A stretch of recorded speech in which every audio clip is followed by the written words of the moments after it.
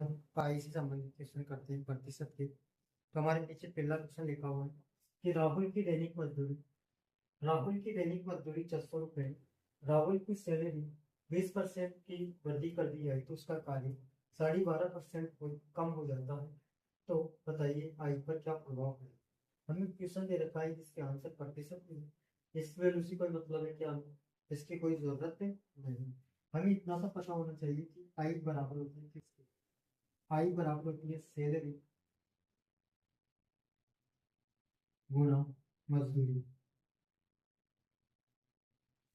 Salary गुणा किसके बराबर होती है, कार्य क्षमता की। कार्य क्षमता, कार्य क्षमता जितना वो कार्य करेगा उतने उसको पैसे मिलेंगे और वही क्या हो जाएगी, उसकी आय हो जाएगी। तो आय पर क्या प्रभाव पड़ रहा है सॉल्व करना चाह रहा है। तो इसकी सैलरी कितनी है? उसकी सैलरी में 20%। 20% क्या होगी, वृद्धि होगी। 20 का मतलब क्या होता है, 1/5 बड़ा। 1/5 बड़ा मतलब 5 से कितनी होगी कि 6 होगी। दूसरा देखेगा कार्य। कार्य कितना हो जाएगा, मतलब कार्य क्षमता एफिशिएंसी। उसकी एफिशिएंसी कितनी, 12.5% कम होगी। 12.5% कम हो गई मतलब 1/8 कम हुआ। तो 8 से कितना कम हो गया, 7 हो गई। तो 8 पंजे कितना हो जाएगा, 40। और 7 छक्का 42। कितनी बड़ी, 2 बड़ी। किसमें बड़ी, 40 में बड़ी। गुणा परसेंटेज में पूछा है, जो 100 से गुणा करते हैं 0 से 0 कट जाएगा। 2 से 2 बार कट गया। 2 से कितनी बार कट गया, 5 बार। मतलब 5% की क्या हो गई, वृद्धि। आई में क्या हुआ, 5% की वृद्धि। कौन सा ऑप्शन है, वृद्धि। ये रहा 5% बच्चों की स्कूल फीस के लिए खर्च करती है और शेष का 20% वो बैंक में डाल देती है।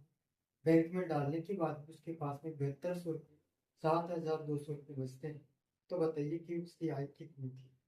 तो आपको बहुत आसान क्वेश्चन है, बहुत आसानी से इसको कर सकते हैं। कैसे करेंगे देखते हैं।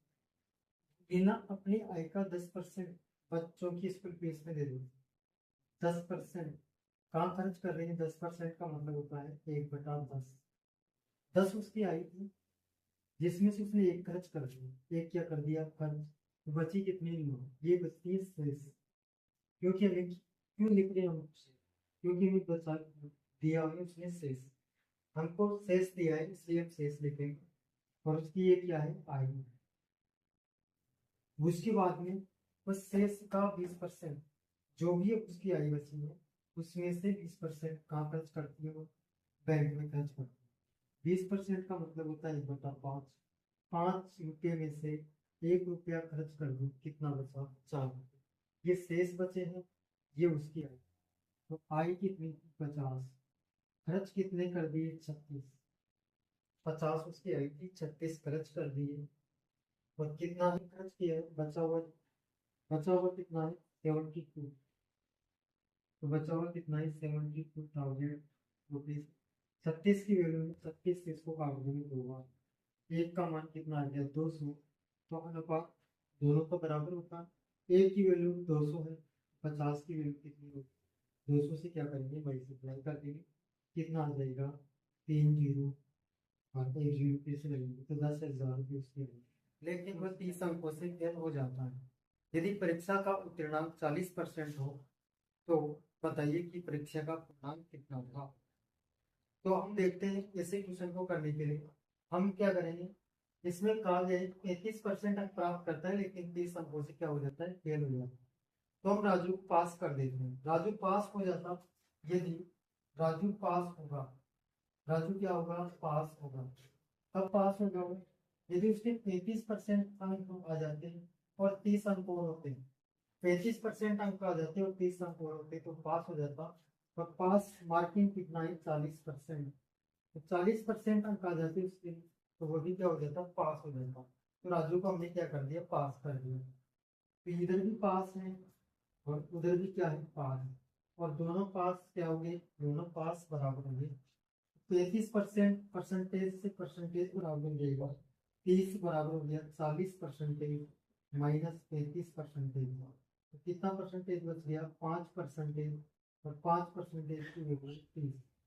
तो 1% की वैल्यू कितनी होगी, एक परसेंटेज की वैल्यू होगी 6। और हमें चाहिए पूर्णांक। पूर्णांक हमेशा 100% होता है। पूर्णांक कितना होता है हमेशा 100%। तो 100 से गुणा करेंगे तो इधर आ जाए 2% और इधर आ जाए 10। तो उस परीक्षा का पूर्णांक इसको आगे दिया। इसका क्वेश्चन देखते हैं।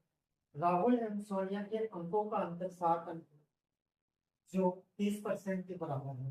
तो बताइए कि परीक्षा का पूर्णांक कितना है।